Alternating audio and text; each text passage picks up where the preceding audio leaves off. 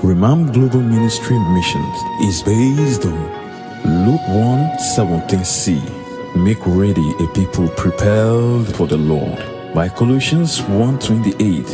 Him we preach, warning every man and teaching every man in all wisdom, that we may present every man perfect in Christ.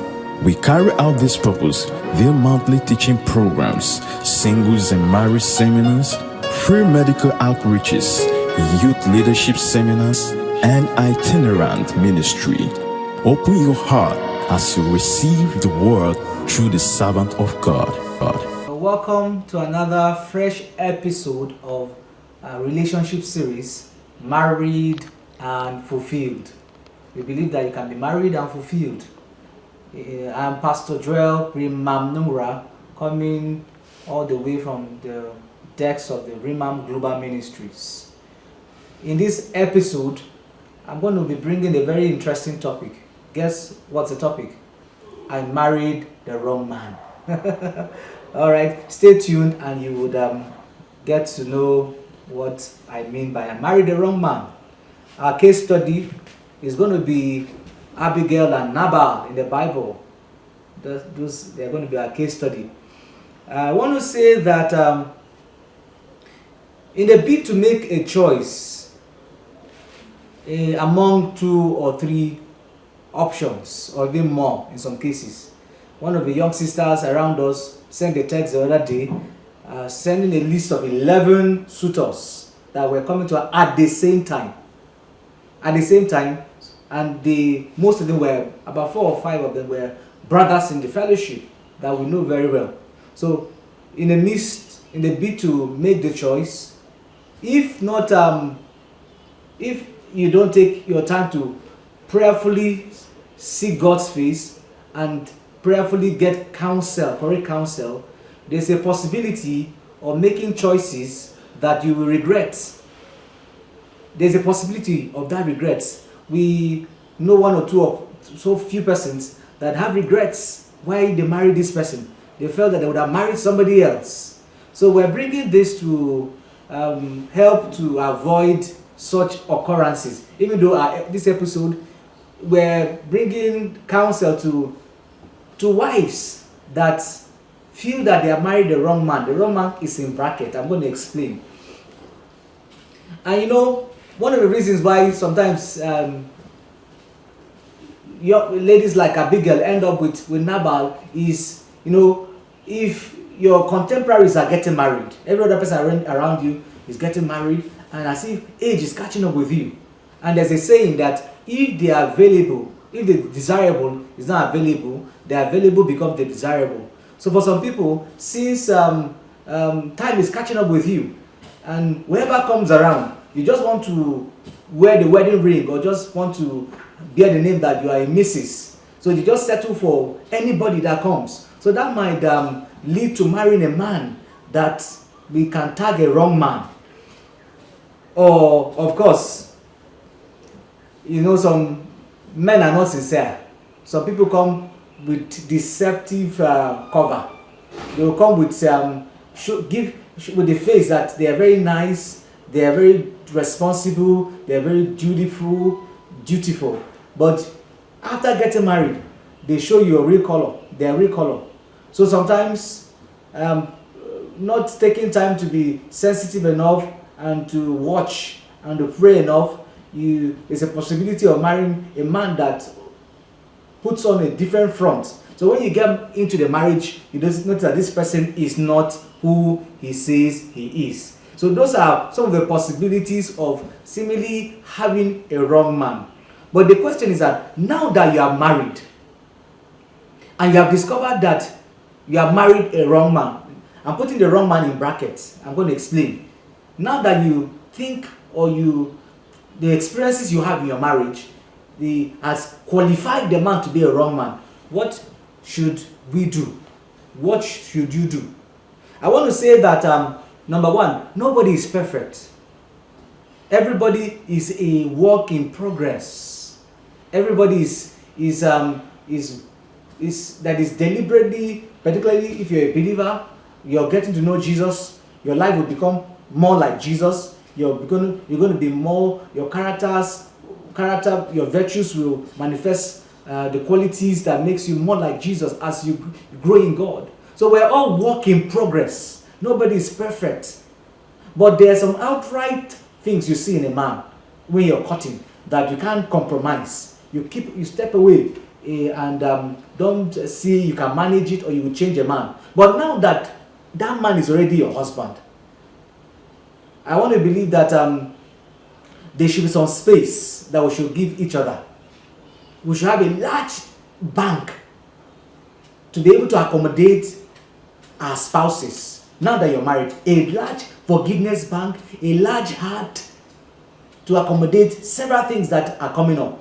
But we're still going to be looking at a story in scripture. I just said that no man is perfect, just like you yourself, you're not perfect.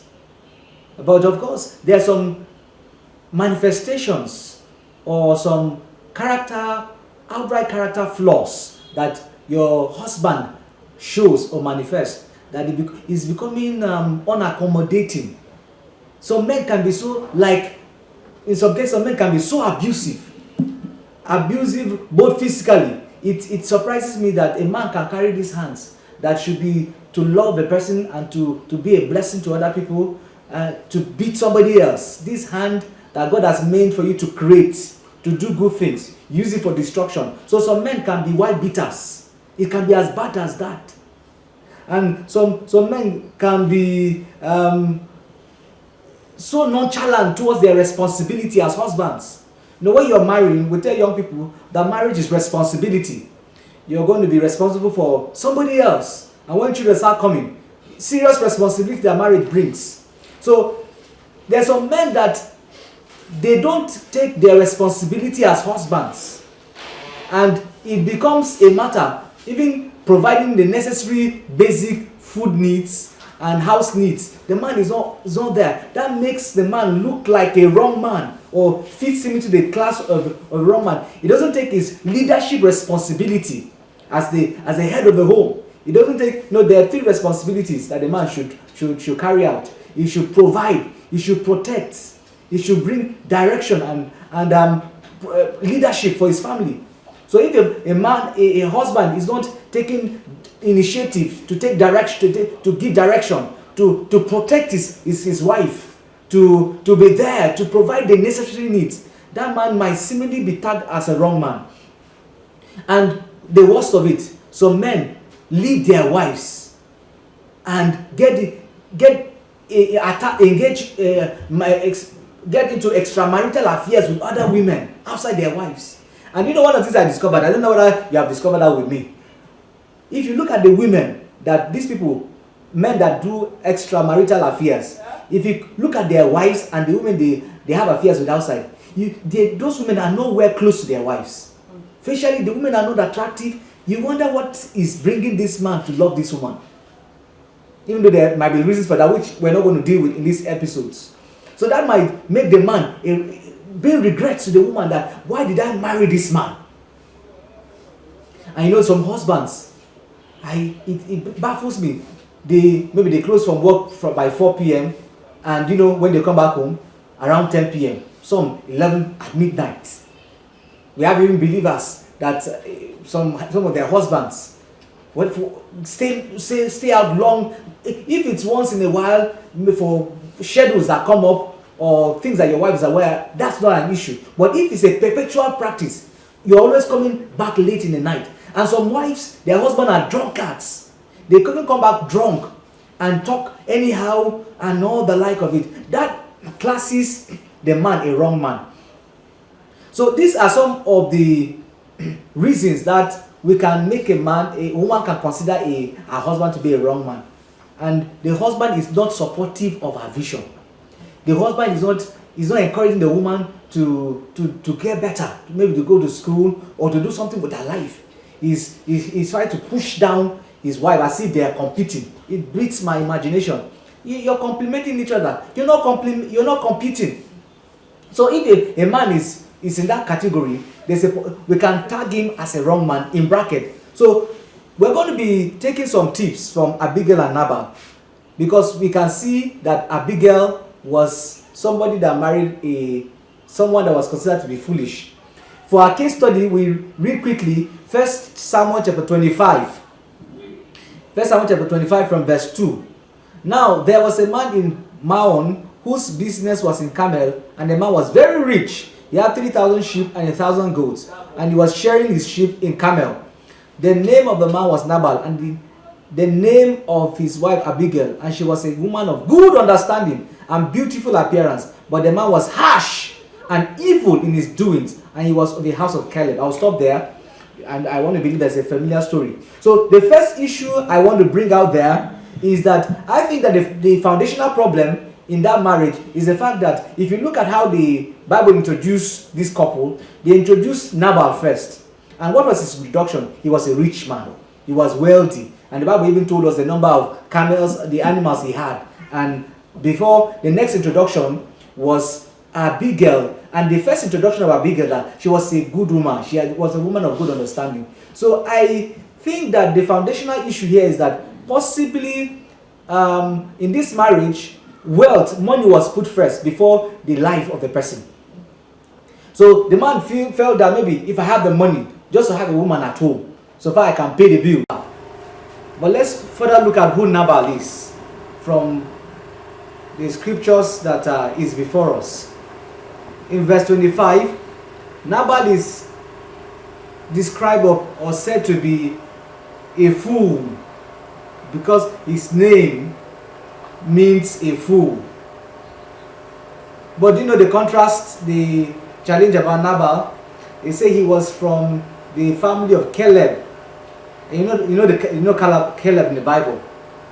And how did Nabal didn't continue from the lineage of his fathers? So I want to say that all of us were born with a name. No matter the kind of man you are married, he had a name. Just like Jacob. Jacob was a cheat. That was his name. But remember that along the journey, he had an encounter that his name changed from Jacob and he became the father of nations.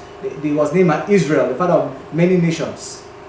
So there's a possibility of whoever your husband is, there's a possibility that as you keep praying for him, as you keep on being the good wife you are, there's a possibility that you will have a change of name. Because the name of a man tells us what he does. What somebody does is a picture of the name he had. So he was Nabal. So you don't expect him not to be a fool. We are conceived in sin. We grew up in sin. So if somebody doesn't have an encounter with Jesus and is genuinely saved and helped, he will manifest the old man. So that's the first description of Nabal. He was a fool. And Abigail lived with Nabal even though he was a fool. Then number two, we're looking at the wrong man. We're looking at what made Nabal a wrong man in bracket. You will notice that when the servants of David sent them to come collect some stuff from Nabal because they were protecting his people while they were out there, and he was expecting that there should be a return on investment. When he had a need, he quickly sent people to Nabal that they should give his men some food to eat. But remember what Nabal did. Nabal did not recognize the good they did, chased them away, and that was going to lead to a major crisis that Abigail intervened. So what is the next issue that makes Nabal a fool or describes him as a wrong man? He does not recognize, acknowledge the good in people. He doesn't appreciate good in people. When somebody does do good to you, you should appreciate. So just imagine that kind of a man. No matter how the woman cooks, no matter how good he will never tell his wife she's beautiful. He never sees any, he's only seeing the bad. Listen to me. No matter how the person is a devil, there's a good inside him.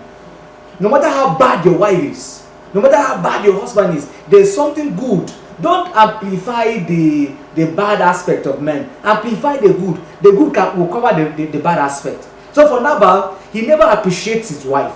He never appreciates people. Always finding faults. Don't be a fault finder as a husband, as a wife. Don't be always looking for faults. Anytime the wife cooks food, you don't appreciate the effort you put in. You say the salt is too much. The Maggi, even if it is like that, there's a way you politely say it. So that was one thing about Nabal. Then the Bible also described him as a harsh husband. He was a harsh man. Some husbands are too harsh. You're always shouting. Everybody's afraid of you. Your wife's afraid to talk with you. You're always your response is always on the hype. That makes you a bad husband, a wrong husband. And the Bible also described him that he was evil in his doing. Some men are wicked. Their practices, they go to the extent of trying to do a lot of devious things towards their wives, their children, and they want to suppress their wives. They want to go. Some people even go diabolical. That makes that husband evil. So I'm going to give you counsel. If you have that kind of husband, how do you manage it? But first of all, let's quickly still look at more on the the life of Nabal. Then the Bible also says that he doesn't speak. No one can speak to him. He does not hear his wife's opinion. He doesn't take counsel from anybody. He is a man of his own. That makes him a wrong man. He's on his own. He doesn't. No, you can't even suggest to him. He will tell that I'm the man, I'm the head of this house. He feels that being the head of the house, every decision starts and ends on your table. But that's not how God has intended it to be. Then lastly, Nabal was a drunkard. Remember that when Abigail wanted to come and report to him, he was drunk. So because he was drunk, the wife couldn't relate to him. She waited the next day. He was a drunkard. Some wives have been living with drunkard husbands now. Husbands that drink excessively. That's part of the reason why some men stay late in the night. So if you have married such a man, what should you do? Before I give you counsel on what to do, let's quickly look at Abigail. And the question is that, how did Abigail end up with a man like Nabal? How did he end up with such a marriage? But nevertheless, now that you're married, we're looking for the solution. Abigail was a good woman, a woman of good understanding. The Bible says she was beautiful in appearance. See the virtues that every man is looking for in a woman. She had a good relationship with servants, with people. She treats everybody equal. When the servants came, if she did not have a good relationship with the servant, they would not have reported what happened. They would have said, Madam has been very wicked to us. They would have just kept quiet. But she relates with them well, so they could relate to her. So she was a good madam. How do you treat your house help, people around you? It's also a picture. She was humble. She was respectable. Remember how she came and bowed down to David? It's a sign that she was humble. She was respectable. And she was generous. She packed things. They had things. She packed things and gave David and his people. She was also a peacemaker.